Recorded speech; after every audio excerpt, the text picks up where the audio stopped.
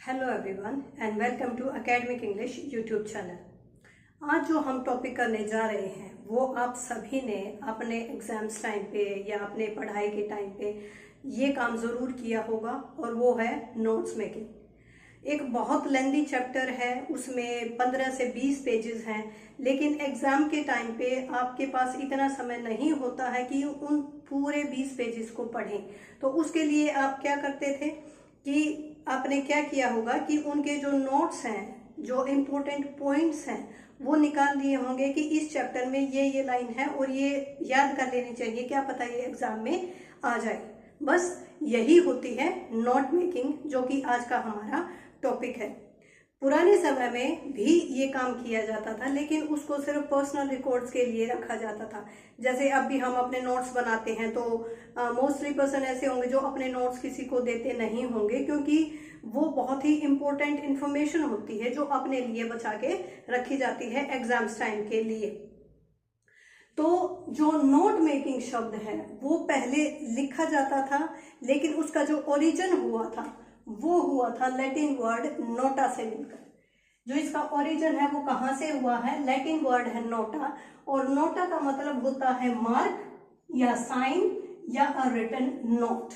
Mark क्या होता है? एक चिन्ह होता है। साइन भी क्या होता है? एक निशान होता है। और एक रिटन नोट, ठीक है। जैसे मैंने ये लिख दिया, इसका मतलब क्या है? मैंने कुछ लिखा नहीं, लेकिन इसका मतलब है इज इक्वल टू, कि ये इसके बराबर है। तो कोई ऐसा मार्क, ऐसा निशान जिसको देखते ही हम पहचान लेते हैं कि इसका मतलब क्या है। एक लैटिन वर्ब हुई है नोटेरा, ये उससे भी निकला है, क्योंकि इन दोनों से मिलकर ही ये वर्ड बना है, जिसका मतलब होता है टू नोट या टू मार्क, किसी चीज को मार्क कर लेना या लिख लेना। तो इन्हीं शब्दों से मिलकर क्या बना है? नोट मेकिंग बना है। अब जॉन लॉक, जो रिस्टोरेशन एरा के एक बहुत ही फिलोसोफर हुए हैं, रिस्टोरेशन एरा इन ब्रिटिश जो हिस्टोरिकल पीरियड है इंग्लिश डेवलपमेंट का, इंग्लिश हिस्ट्री का, उसमें रेस्टोरेशन हुआ है। जॉन लॉक जो है बहुत ही फेमस एक फिलोसोफर हुए हैं, जिन्होंने थ्योरी ऑफ एनलाइटमेंट दी है, थ्योरी ऑफ एनलाइटनमेंट। और एक नेट का PYQ है, 2-3 साल पहले आया था, इन्होंने दी थी टेबुला रसा थ्योरी, टेबुला रसा थ्योरी दी थी, जिसमें इन्होंने ये कहा था कि जो बच्चे का माइंड होता है that is like a slate, mind is like a slate, जिस पर आप जो चाहे वो लिख सकते हो। वो एक खाली स्लेट है, जो आप लिखोगे बच्चा वैसा ही बन जाएगा। जैसे हमारे यहाँ कहते हैं कि भाई बच्चा कच्चा घड़ा है मिट्टी का, उसको जैसे ढालोगे वो वैसे ही ढल जाएगा।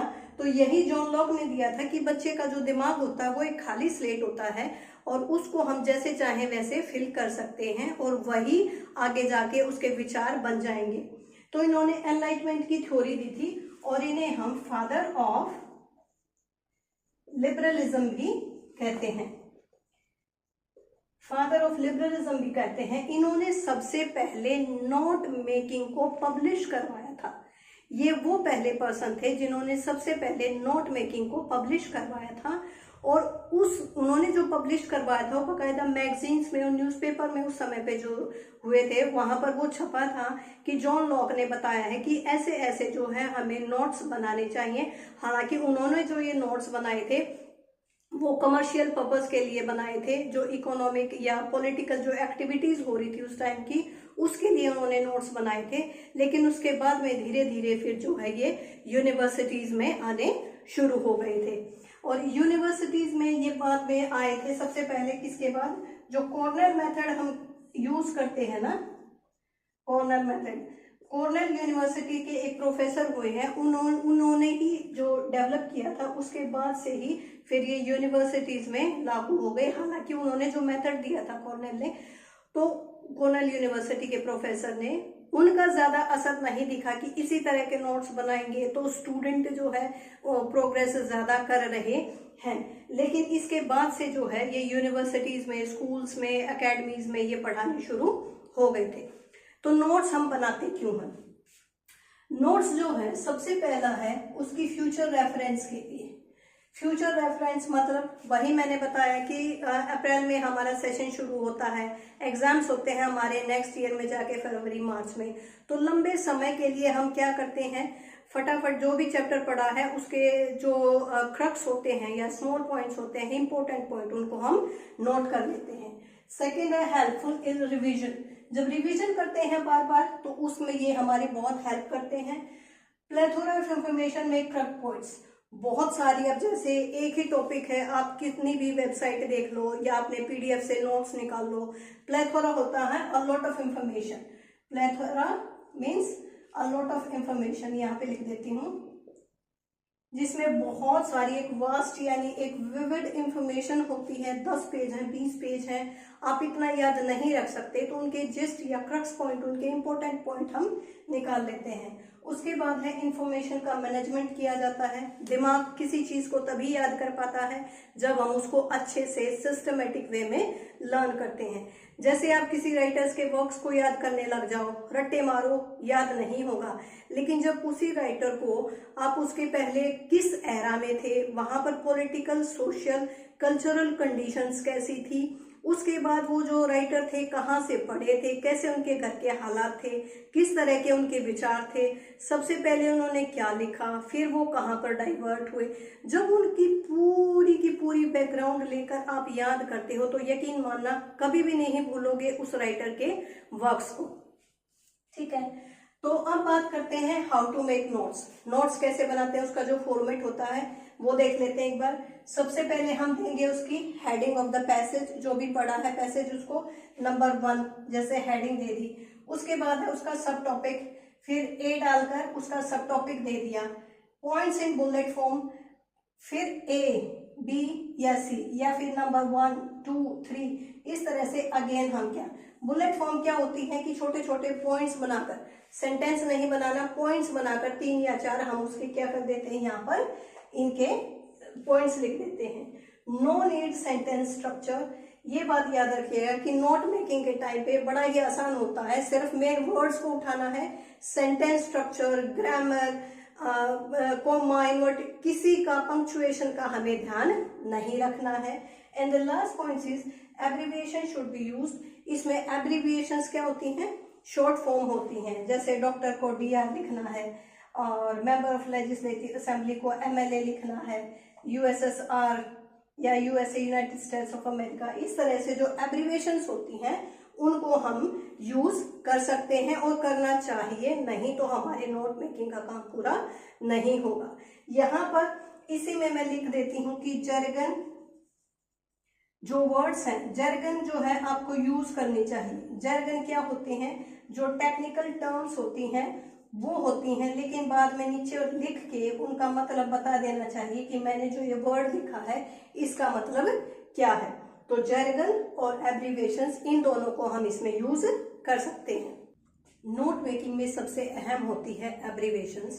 पेपर में क्वेश्चंस ये नहीं आएंगे कि नोट मेकिंग कैसे बनाई जाती है, सबको पता है नोट मेकिंग कैसे बनती है, लेकिन उसमें जो एब्रीविएशंस होती है ना, मेनली उनको डिनोट करके और ये पूछ लिया जाता है। अब पीछे जैसे केवीएस, आरपीएससी और एनवीएस के एग्जाम हुए हैं, वहां पर जो है एक एक क्वेश्चन पेपर में आया है इन एब्रीविएशन से रिलेटेड। तो देख लेते हैं एक बार। जैसे ये हम सभी को पता है कि यूके, यूएसएसआर, यूएन, इनका मतलब क्या है, HP Himachal Pradesh, UP Uttar Pradesh, Madhya Pradesh, United nation, इस तरह की एब्रीविएशंस को हम यूज कर सकते हैं। नेक्स्ट है doctor, mister, Mrs, government, science, SST, maths, इस तरह की एब्रीविएशंस हम यूज कर सकते हैं क्योंकि जनरली ये सभी को पता होती हैं कि इनका मतलब क्या होता है। नेक्स्ट यहाँ पर मेन इंपॉर्टेंट है, मैं यहाँ पर इसको इंपॉर्टेंट बोलूंगी क्योंकि क्वेश्चंस यहाँ से आए हैं, इनका सभी को पता है, लेकिन ये जनरली कम ने ही पढ़ रखी होती हैं, इसीलिए इनके बारे में नहीं पता। अगर हम इनको यूज कर रहे हैं तो नीचे डिनोट करके हमें बताना पड़ेगा कि ये जो हमने वर्ड लिखा है इस सिंबल का मतलब क्या है। तो एक बार देख लेते हैं जल्दी से। इस तरह एरो लगा के निशान है, दैट मीन्स लीडिंग टू। ऊपर एरो है तो राइजिंग या इंक्रीजिंग मतलब होता है, और ये डाउनवर्ड जा रहा है तो फॉलिंग या डिक्रीजिंग। जब 3 डॉट इस तरह से होती हैं, सो, हेंस या देयरफॉर इसका मतलब होता है। जब यही डॉट्स, हमने मैथ्स में भी क्वेश्चंस किए हैं, वहां पर ये होता है बिकॉज वहां पर इस तरह का साइन, जब किसी थ्योरी को प्रूव करना होता है, प्रूव करके दिखाते हैं हम, तो वहां पर इस तरह का 2 डॉट ये और नीचे इस तरह का सिंबल लगाते हैं। नेक्स्ट क्रॉस कर दिया, दैट मीन्स डिसअप्रूव कर दिया। इज नॉट इक्वल टू का साइन है, ये इक्वल टू का साइन है, ये एंड का है। एक टिक है तो यस है। इस तरह का मार्क जो है स्पेशल है या इम्पोर्टेंट को दर्शाता है। एक ट्राइंगल है तो ये एक चेंज को दिखाएगा, और ये का मतलब है ग्रेटर देन, और ये उल्टा है तो जिसकी तरफ मुंह खुला होता है वो संख्या बड़ी होती है, तो ये स्मॉलर देन। $, 8 जो लिखा है हमने नंबर, इसको हम 8 जो खाना खा लिया, ईट 8 ईटन, उसकी जो वर्ब है 4 के लिए, FOR के लिए, और 2 को TO2 या TWO वो अपने हिसाब से हम देख लेते हैं। माइनस का साइन यानी मिनिमाइज, प्लस मैक्सिमाइज, ये जो 2 लहराते हुए डॉट हैं अप्रोक्सीमेट, B/C यानी because, A/C account, W/O without, S/T something, W/with, VS versus यानी against, EG means example, ETC and so on. Abbreviations के बाद अब बात करते हैं मेथड्स ऑफ नोट मेकिंग। देखिए, नोट्स बनाने के भी अलग अलग मेथड्स होते हैं। अब ये डिपेंड करता है कि कोई इंडिविजुअल कैसे उन नोट्स को समझ पाता है। इसके 2 मेथड्स हैं। सबसे पहले है लीनियर और दूसरा है नॉन लीनियर। जो लीनियर मेथड होता है उसके अगेन 3 पार्ट्स हैं। सबसे पहले है शॉर्ट हैंड। शॉर्ट हैंड में आपने देखा होगा कि न्यूज में जब प्रेस कॉन्फ्रेंस होती है तो जो जर्नलिस्ट होते हैं वो नोट्स लेते हैं और हाथ में फटाफट उनका हाथ ऐसे ही चलता है। क्या वो एक एक सेंटेंस को प्रॉपर लिखते हैं? नहीं लिखते। उनकी स्पीड कितनी होती है? 2 to 3 वर्ड्स पर सेकेंड। 1 सेकेंड में वो 2 से 3 शब्द लिख देंगे। ठीक है, तो यहाँ पर ये जो शॉर्ट हैंड मेथड है ये किस लिए लिखा जाता है? जब जल्दी जल्दी एक ही पेपर पर बहुत सारी इंफॉर्मेशन लिखनी हो तो वहां पर यूज किया जाता है short hand method. Next is outline method, जो कि स्ट्रक्चर्ड नोट्स होते हैं जो हम यूज करते हैं अपने एग्जाम्स में, जैसे कि हेडिंग, सब हेडिंग, टॉपिक, बुलेट पॉइंट। जो हमने अभी फॉर्मेट देखा था ना, वो हमारा आउटलाइन का ही था। पेपर में अगर क्वेश्चन आ जाता है कि जो हम नोट्स बनाते हैं अपने एकेडमिक्स के, वो किस तरह के नोट्स होते हैं, वो आउटलाइंस होते हैं, सेंटेंस मेथड होते हैं या कुछ और, तो वो हमारे होते हैं outline notes. Next is sentence method. Sentence method में क्या होता है? Right each topic in simple sentence. जो भी सेंटेंस होता है उनको एक एक लाइन में लिखा जाता है, और कोई भी नया आइडिया होता है, नई थॉट होती है, तो उसको क्या लिखता है कि जो नोट मेकर है, जो नोट्स बनाने वाला है, वो क्या करता है, उसको एक न्यू लाइन में या हाईलाइट करके एक अलग से लाइन में उसको जो है लिख देता है।